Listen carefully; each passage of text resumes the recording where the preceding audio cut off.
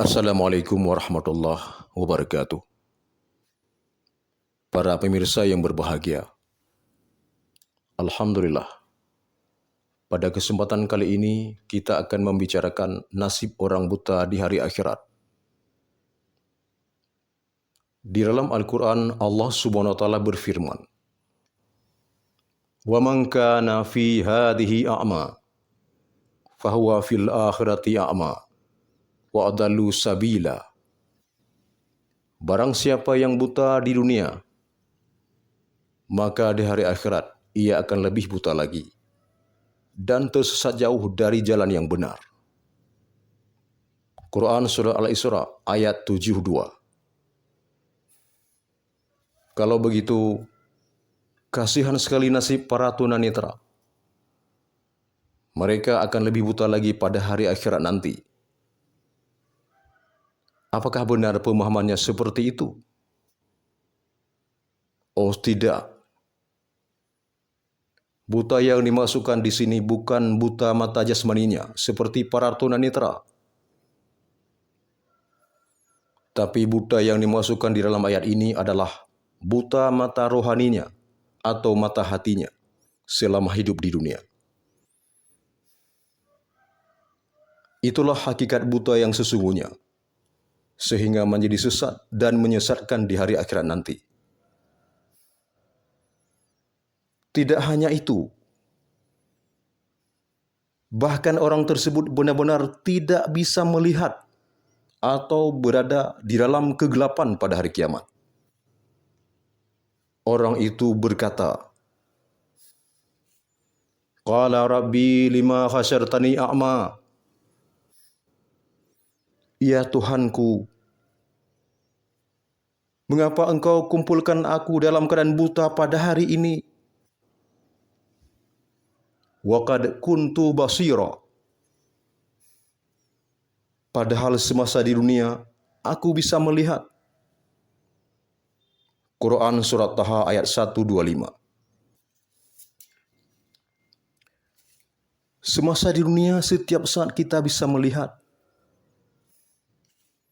Kita bisa melihat HP, melihat laptop, melihat komputer, melihat mobil mewah, melihat rumah bertingkat, melihat istri yang cantik, melihat anak-anak, dan lain-lain. Semuanya bisa kita lihat dengan jelas. Lalu Allah Subhanahu wa Ta'ala menjawab, Qala kadzalika atatska ayatuna fanasitaha. Demikianlah kamu pada hari ini. Dulu telah datang kepadamu ayat-ayat kami, dan kamu mengabaikannya atau melupakannya. Wa kadzalikal yauma tunsa. Dan begitu pula kamu pada hari ini akan dilupakan. Quran Surat Taha ayat 126. Begitulah nasib seseorang di hari akhirat nanti, bila ia suka menjadi makhluk pembangkang atau lalai rohaninya terhadap Allah Subhanahu wa Ta'ala selama hidup di dunia. Mengapa rohani manusia buta atau lalai selama hidup di dunia? Mengapa? Karena rohnya itu telah tertipu dengan berbagai macam hijab yang berhubungan dengan kenikmatan duniawi, atau disebut juga world's pleasures. Bahasa kitabnya disebut dengan al-aghyar. Begitulah rata-rata penyakit manusia semasa hidup di dunia. Maka tidak sedikit dari manusia ini, rohaninya atau hatinya sudah benar-benar terpenjara dengan nafsunya. Disebabkan inilah maka kebanyakan manusia itu berada dalam kegelapan dan melanglang buana di hari akhirat nanti. Namun sangat kita sayangkan, Kebiasaan manusia mungkin juga termasuk kita. Tidak ada keinginan sedikit pun untuk mengobati rohaninya. Tapi kalau jasmani kita yang sakit, kita akan segera ke dokter untuk memeriksanya dan sekaligus mengobatinya. Tapi kalau rohani kita yang sakit, kita tidak pernah sama sekali memeriksanya atau mengobatinya.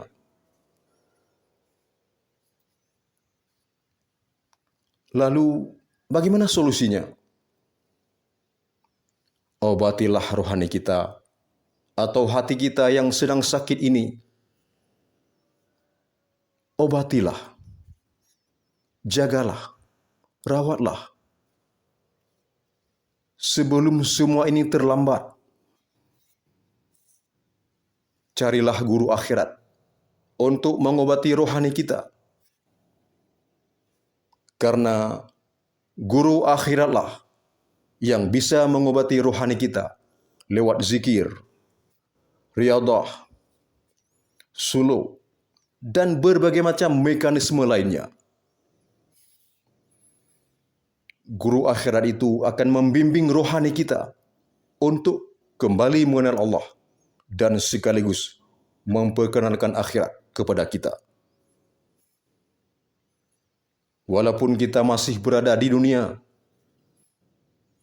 jasad boleh di dunia, tapi roh kita sudah ke akhirat lewat maqam musyahadah. Karena itu, untuk mengobati rohani kita, jangan lagi mencari guru dunia. Guru dunia hanya memahami tentang teori-teori ilmu saja. Makanya, aplikasi ibadah kita selama ini semakin kering dan hampa, atau tidak punya roh sama sekali. Sebab guru dunia itu tidak bisa bermakrifat kepada Allah Subhanahu wa taala dan tidak bisa membuka mata rohani kita atau mata hati kita untuk memandang Allah Subhanahu wa taala. Tidak mampu pula mengantarkan kita kepada Allah Subhanahu wa taala. Guru dunia bisa melihat sesuatu hanya dengan mata jasmaninya. Seperti kita juga. Hanya dengan bimbingan guru akhiratlah mata rohani kita bisa terbuka dan kita pun bisa mengenal Allah dengan sebenar-benar kenal. Itulah yang disebut makrifat kepada Allah Subhanahu wa taala. Ilmu inilah pertama sekali yang harus kita pelajari sebagai dasar untuk bisa mengenal Allah. Atau disebut juga awaluddin ma'rifatullah. Awal-awal agama harus mengenal Allah. Ilmu makrifat ini sangat penting untuk kita ketahui. Sebab dengan kita bisa bermakrifat kepada Allah, kita pun sudah tahu kepada siapa kita harus beribadah, kepada siapa kita harus menyembah,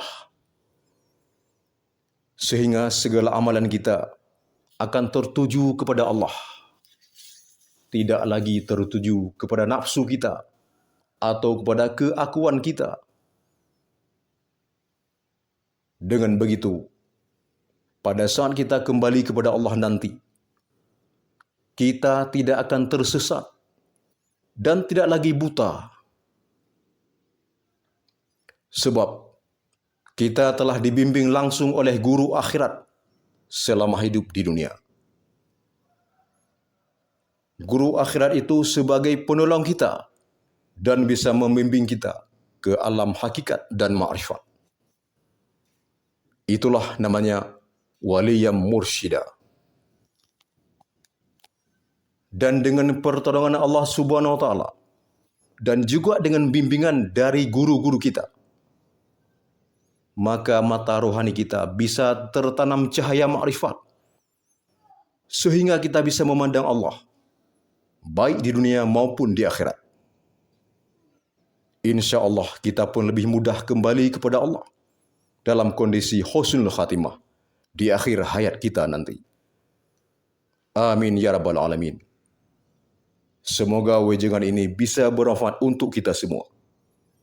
Assalamualaikum warahmatullahi wabarakatuh.